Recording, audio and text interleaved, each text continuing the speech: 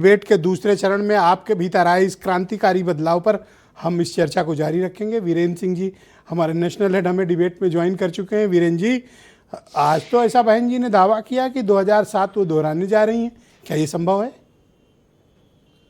देखिए, हर राजनीतिक दल को अधिकार है कि वो अपने प्रत्याशी तय करे, अपने नेता तय करे, अब जात के हिसाब से वो लोगों को आगे बढ़ावे। मायावती ने भी अपना आज फिर ब्राह्मण कार्ड चला है कि हम सतीश मिश्रा को नई जिम्मेदारी देंगे और जो पुरानी सोशल इंजीनियरिंग थी उसको हम आगे बढ़ाएंगे। लेकिन अब गंगा में पानी बहुत बह गया है, 2007 वाला पानी नहीं बचा है। 20 साल बाद हम खड़े हैं, आज बात कर रहे हैं।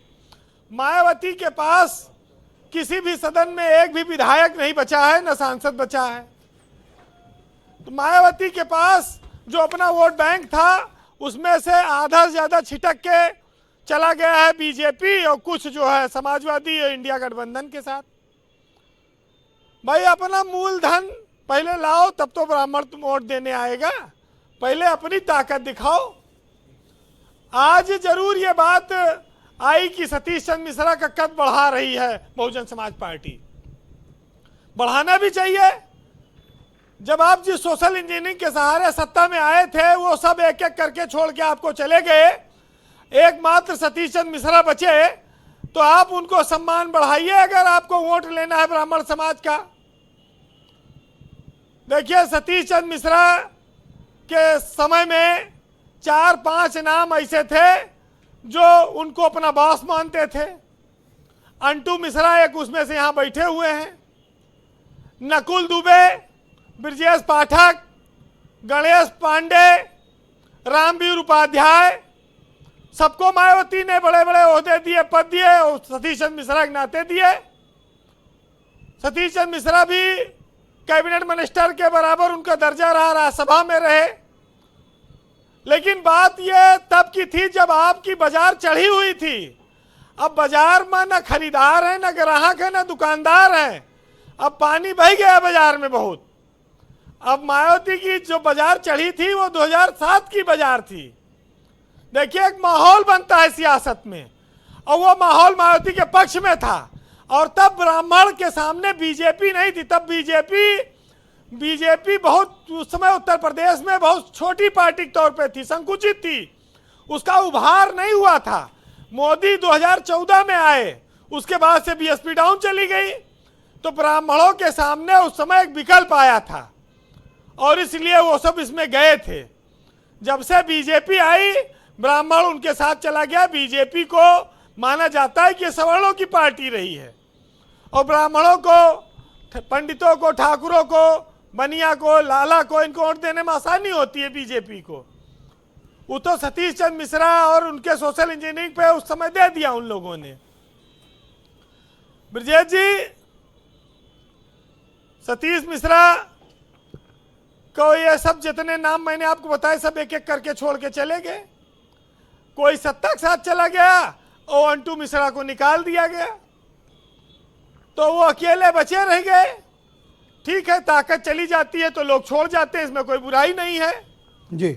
लेकिन मायावती नया नेतृत्व नहीं उभार पाई। अब उनका भतीजा आकाश आनंद वो आगे बढ़ रहा है, धीरे धीरे उसको ला रही हैं। लेकिन अगर उनको ब्राह्मणों को अपने साथ लाना है तो अखिलेश यादव की तरह टिकट घोषित करना पड़ेगा। अखिलेश ने तो पवन पांडे का टिकट घोषित कर दिया। क्या अखिलेश को कोई ब्राह्मण वोट देगा?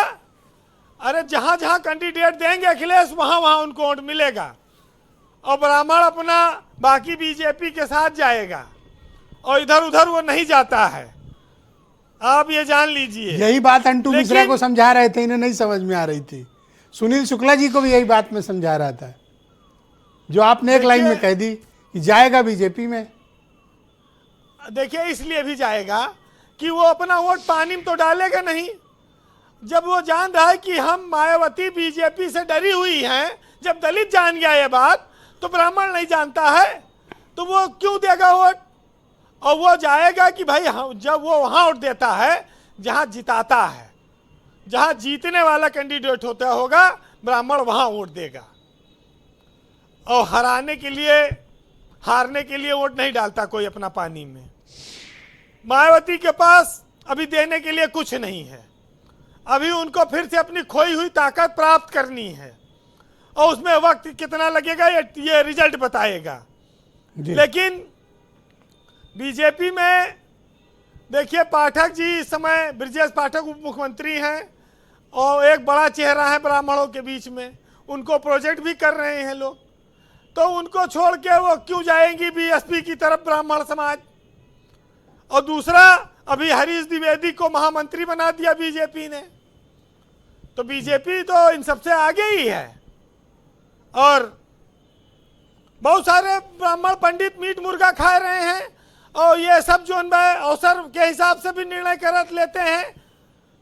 और ये कोई सब हर आदमी कोई थोड़ी सात्विक है। पूर्वांचल में कितना मीट पार्टी ये सब करते खाते हैं जी। धर्म अधर्म का भेद भी अब बहुत ब्राह्मणों में बचा नहीं है। अब वो अवसर के हिसाब से काम करते हैं। जी वीरेंद्र जी, कंक्लूड करें जी। और जहां तक पीडीए की बात है ब्रजेश जी, पीडीए के पास 10 सर है और 10 मुंह से अलग अलग बहुत बात बोलता है पीडीए। हाँ, मतलब कई बार परिभाषाएं इनकी बिल्कुल अलग होती हैं। वो 10 सर वाला है, ये समझ लीजिए। और ये बीजेपी से लड़ने मुझे लगता है जिसका नाम फंस जाए पीडीए से वो उसका नाम रख एक तरफ से कहते तुम पी हो हमारी तरफ आओ, डी हो तो भी आ जाओ। और मैं तो कहता हूँ मंटू मिश्रा के नाम में भी ये लगा है, कहीं ये भी पीडीए के ना हो जाएं। देखिए, बहुत साफ बात है कि जिसने ये नारा दिया तिरक तलाजू और तलवार, उसी ने फिर नारा दिया कि पंडित संघ बजाएगा, हाथी बढ़ता जाएगा।